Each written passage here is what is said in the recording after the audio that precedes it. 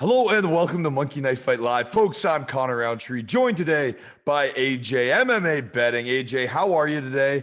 And what are you most excited for on this card? Not much, Connor. I'm super excited to be happy talking to you. Different visual of you than usual. Very upfront and professional, as you always are, but you have a more formal look to you. And as it pertains to the card, man, this card, I love it. Honestly, just like any other UFC event, we got a great main event where there's implications potentially with one or two wins for either Hall or Strickland. Maybe a title shot is in the near future. We've also got some prospects on the card, some earlier fights, and maybe this card doesn't have the biggest name value. There is plenty of opportunities to capitalize on your monkey knife fight lineups. And there should be some fun action fights, I think, maybe some finishes as well. So looking forward to the event. Yeah, I really like how you noted that on Monkey Knife Fight, how there's some good opportunities there, because I've even looking at a fight all the way on the prelim card between a couple of the ladies, between Yoder and Fry. We're going to break that down in a bit. But AJ, I mean, Strickland, Uriah Hall, we got some top quality guys here in the middleweight division of the UFC. Obviously, a lot of people think Uriah Hall is a little over the hill. Sean Strickland's coming up. He's exciting. He's yelling at guys as he's punching them in the face. Lands an excellent clip in boxing and on the feet with 5 significant strikes per minute. AJ, how do you think that fight's going to play out? And on Monkey Knife Fight, you can see the line now. Strickland above 140 significant or just regular strikes.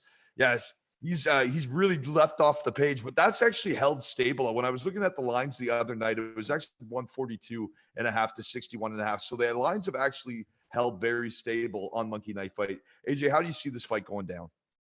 I got to favor Strickland here. I think he's got the better volume as a striker. Hall has more diversity as a striker, though, and Hall is more powerful. Hall is the more varied striker with his kicks. Strickland mainly headhunts with his boxing, will want to march you down, walk you down. He's not so much a pressure striker, which Hall has traditionally struggled with in the past, a la Paulo Costa fight, even the Krzysztof Jotko fight. He nearly got out of there early on because of the pressure. And so when I look at the fight, I think that Strickland needs to march Hall down, land more volume on him. Strickland is the more durable fighter of the two. Hall has been stopped via strikes more than once, but he's even been hurt in fights where he went on to win, but it might have been swept under the rug. He got hurt by Bevan Lewis. He got hurt by Antonio Carlos Jr. and he got hurt by Krzysztof Jotko. So I think either guy is capable of finishing one another. You mentioned Strickland with his antics in there. He does back his head in a straight line with his chin up. He's just going out there brawling with Jack Marshman, saying, "Come on, Jack," giving him every knockout opportunity in the world.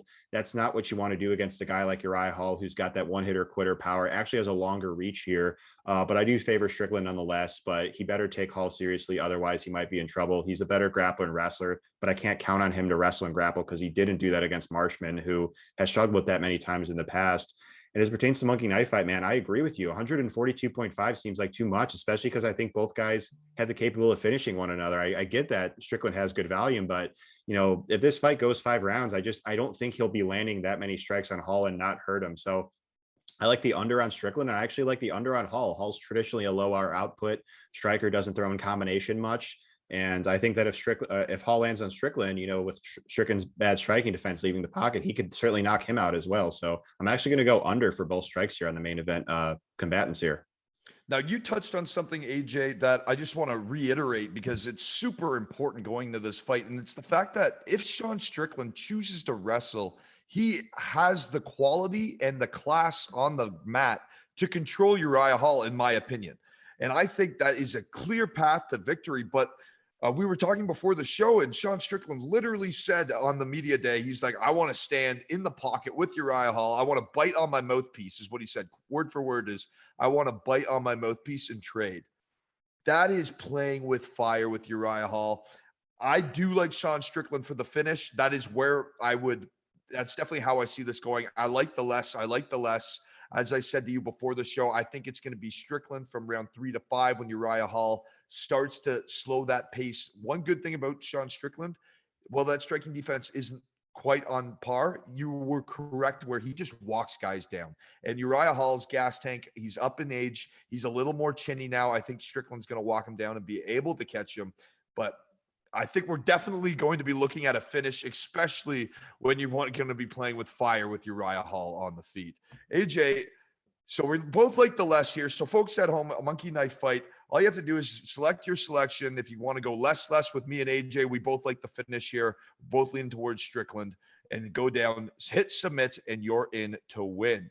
Now, AJ, let's talk a little knockout case because we talked about a finish. So let's just introduce the folks to the Knockout Kings contest here. It's $2,500, folks.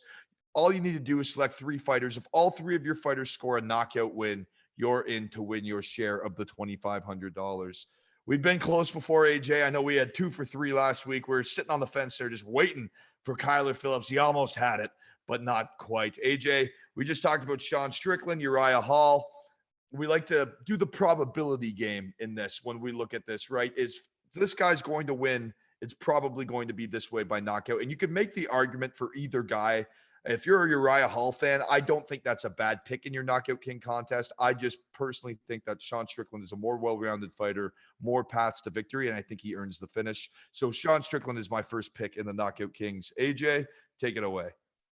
I echo the same sentiment as you, man. Yeah, Strickland, if he wins this fight, I think it's most likely by knockout. He's not a huge one-hitter quitter type knockout artist, but it's volume, it's accumulation, it's wearing guys down. And as we talked about, Hall's been hurt by guys in the past that aren't even really known for their power. So Strickland's going to be out there attempting so much offense. I think he does probably knock out Hall. And as it pertains to some of the other fighters in the Knockout King that we really like, there's a lot of options on this slate, but 2 that really stick out to me, 2 more, are Bryan Barberena taking on Jason Witt. We saw Jason Witt knocked out very quickly in both of the 2 of his 3 UFC fights against Takashi Sato and last time out against Matthew Semmelsberger. He's also been hurt badly on the regional scene as well. Barberena, there are some concerns about his injuries. He was battling them, come in after a layoff and didn't look so great against Ivy, but Barberena still does have power in his hands. Just like Strickland, he fights at a high pace. He'll come forward. He'll throw volume. So Barberena will have opportunities to land the knockout shot on Witt here. So I like him as well. To round it out, I actually am going to go down a little contrarian to Orion Costa here at the first fight of the night. He's taking on Philip Rowe, who's been stopped via strikes professionally once, but going back to his fights against Gabriel Green and even Shabazi on the Contender Series, he was hurt badly there, almost finished. And Costa's got this MO of losing early on and picking up late and getting finishes. And Rowe is kind of the opposite. He starts really strong and starts to fatigue as the fight goes on, doesn't have the best cardio. His range management starts to get worse. And as a result, guys are able to close the pocket on him and hurt him. Kosei's got power. He's not a great striker, but I like that Kosei has knockout upside, not just in the striking exchanges, but also if he wants to get this fight to the ground, advance in a dominant position, then get a TKO stoppage, just like he did on his Contender Series. So I'm going to go with Kosei, Barberena, and Sean Strickland. I think those are great picks. Barberena, he's one of my picks in my Knockout Kings as well with Sean Strickland. 80% finish rate, taking on a guy in Witt that's been all 7 of his losses have come by way of finish, 5 of them by knockout. You said it, knocked out twice in his last 3 fights. That's just a recipe for a guy like Barberena that's violent with a lot of output to go in and bang it out. And then we were talking before, I was tossing it up, and I actually think I am going to go with Garcia. I think he's fit, I think he's going to dominate the fight. He's going to be able to take that fight wherever he wants on the feet. And I think Garcia gets the finish. The thing is, it could easily be, I think it still could be a submission. We were talking about it before. I just think he's better in every aspect of the game. I think he's a legit prospect, and I'm excited to see him fight this weekend. And folks, you should really keep an eye on Ryan Garcia. AJ, anything you want to just touch on with that fight there? Yeah, I think Garcia was another one of those guys I was considering as well. My hesitancy, and we were talking beforehand, is he's only got 1 win by TKO KO. But on the flip side, Gritzmacher is just not a great athlete. He's super hittable. Garcia does throw heat, just eye test wise. He does throw hard, came out strong against Hack Press there. And Gritzmacher's coming off a knockout loss. He's been dealing with some injuries. He just seems to be at the end of his career. And Garcia's arrow seems to be pointing upward, even though he's coming off a loss. So I can certainly see that happening. There's enough red flags on Gritzmacher. Garcia throws with enough power to where I think he could land a knockout here. Yeah, that was one of the things about Gritzmacher too, is the fact that he's 34 years old and he's coming off of a knockout loss. And prior to that, a 2-year layoff away from the cage. Your 1 octagon appearance in the last 2 years is a knockout loss. That's not going to vote too well, especially when you're taking on a top quality prospect. So I really like Garcia in that fight to get the finish. So Jason, I think we're pretty good with those 3. Either way, you can pick and choose. AJ's got some good picks. We like Garcia for the finish. And then Sean Strickland, AJ. Yeah. And Bryan Barberena. Those were the 2. Those were the 2 consensus picks between AJ and I, was Bryan Barberena and Sean Strickland. Folks, remember, a minimum $5 entry. Make sure it's a minimum $5 entry if you want to get in to win your share of the $2,500. AJ, we've talked about the main event. We've talked about the Knockout Kings. We still have a full card of fights to get into. What fight should we take a look at first? We're talking about it beforehand. I would like to take a hone in on Ryan Benoit versus Zaruk Adashev. Two guys that throw with a lot of power, and they both excel as stand-up artists, but with throwing good power, they throw at a very, very low pace. We're right there. We're good. A little bit further down to the left. You're good. It's all good. Jason is sweating right now, everyone. Falling asleep at the wheel over here. So we acknowledged before the breakdown, or before we got on here, that these guys throw with power, but they also fight at such slow paces. Benoit is like a counter striker almost to a fault. Like, he's literally given away rounds or made fights ultra competitive with opposition he's better than because he just doesn't want to throw. And Adashev, he's not the highest action output guy either. I think he'll be tentative against Benoit, who has the counters to really stifle him when closing the distance. And the other thing we got to consider here is this fight might not go 3 rounds. So this fight ends quickly because both guys have been hurt in the past. They both carry power. That could be an easy under there for both of them. So I actually do like the less and less for Benoit and Adashev based on the finishing upside of the fight, and that they just generally fight at such low paces.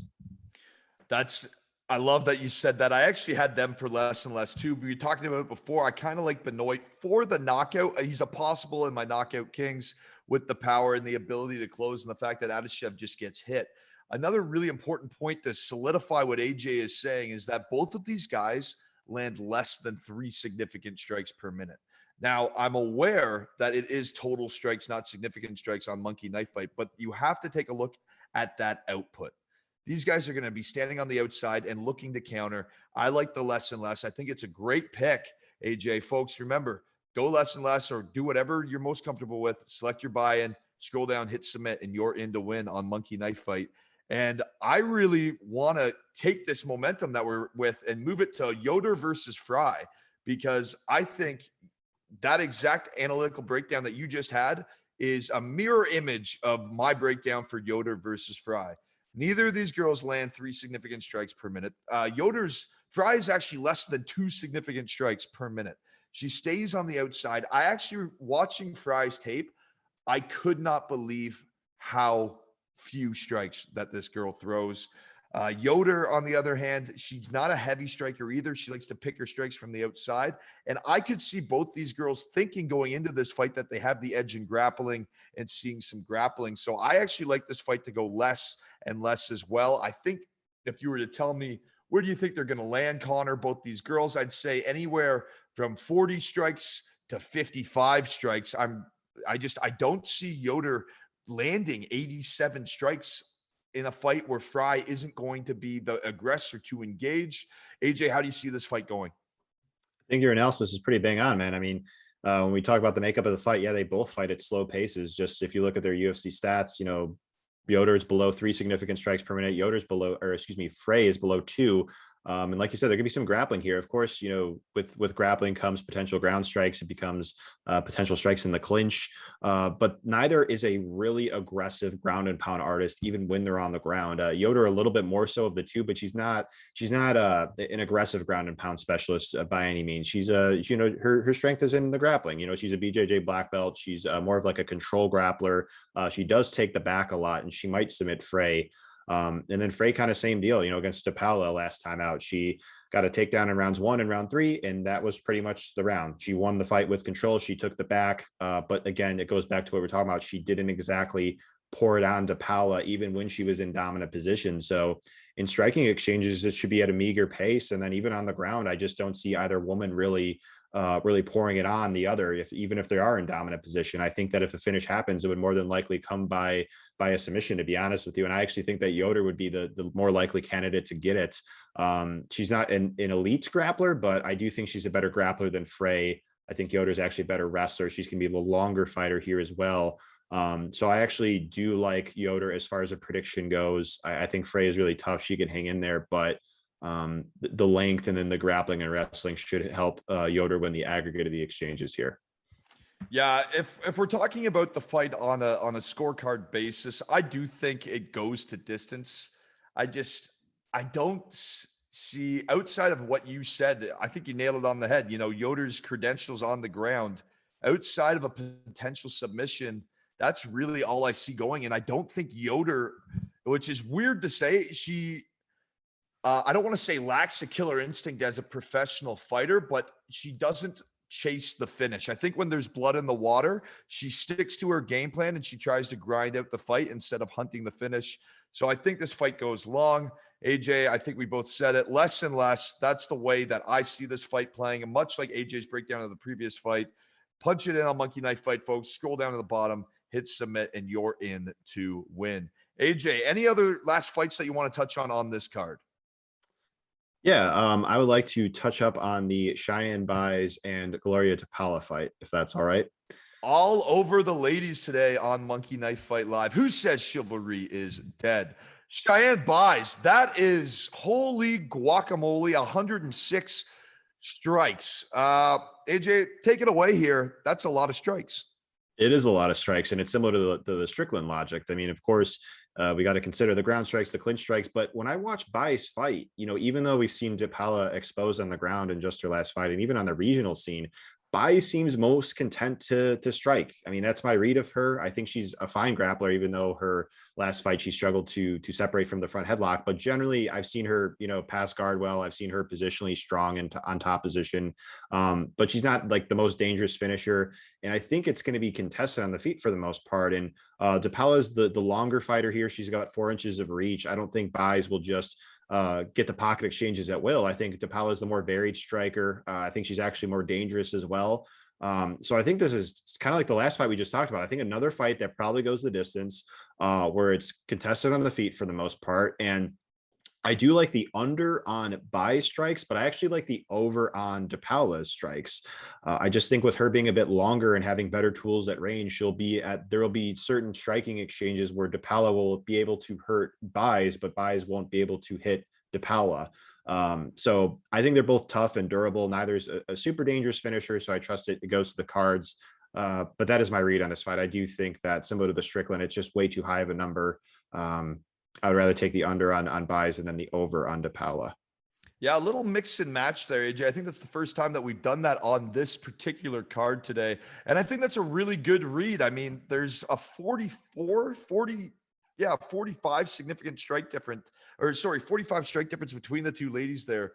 You could definitely see how one could go less, one could go more, folks. So it's not that uncommon to see. So make sure you punch in your picks on Monkey Knife Fight. I think that's a great read by AJ. Buys just, to me, she doesn't even, I don't know. I'm not too excited for that fight. I'd be interested to see where this fight puts these ladies in their next step in their UFC journeys, because I think I need to see a lot more from both of them. AJ, thank you so much for coming on to the show today. We'll see you again next Friday for another full show of MKF Live. Conner? Oh, here we go. We got Jason Conner in my ear. And AJ, my friends. The producer. Friends. Here he is. I know we're one day away from UFC Vegas 33, but, you know, if anyone wants to hang out for like 5 extra minutes, we're also 8 days away from UFC 265. Now, we can't make any picks. I can talk. I was just curious what you guys thought with the breaking news this week that unfortunately Amanda Nunez is off the card because of a positive COVID test. I was just curious if you guys had any thoughts on just overall fight you're looking forward to, or a Derek Lewis in Houston seems like a fun time no matter what. Michael Chiesa, Vincente Luque, two of the nicest guys on the planet. If you guys wanted to riff for 5 minutes, by all means, you know. I mean, I'm sorry. I'm just dangling the carrot out there for a conversation. Yeah, well, hey, no. we got the okay from the producer, folks. So AJ and I are about to go off. Grab a beer, grab some wobbly pops, grab some popcorn, because we're going to be here for the next 3-4 hours. I'm going to get it started with the Amanda Nunez talk, AJ, and then I'm going to throw it to you. I was a little crushed. I'm a big Amanda Nunez fan. I think what she's doing and what we are able to witness is similar to the likes of John Jones in the male perspective of things. I think what we're witnessing with Amanda Nunez is something that we've never seen from a female in mixed martial arts. And, well, obviously we've never seen it before, but for any athlete, the dominant run that she's on, it really is something to just sit back and be like, okay, this is really awesome that I'm a part of this and I get to see this. I'm upset about that. There was a little bit of bad blood. Hopefully they can reschedule it. It's a COVID test. There's a couple big cards coming up towards the end of the summer. You got the Jan Blachowicz card coming up, I believe, in October. So you can always move the fight and punch it in as a co-main later on. AJ, how did you react to the Amanda Nunez news? I wasn't too bent out of shape by it just because I have faith that the UFC is just going to reschedule it for a later time.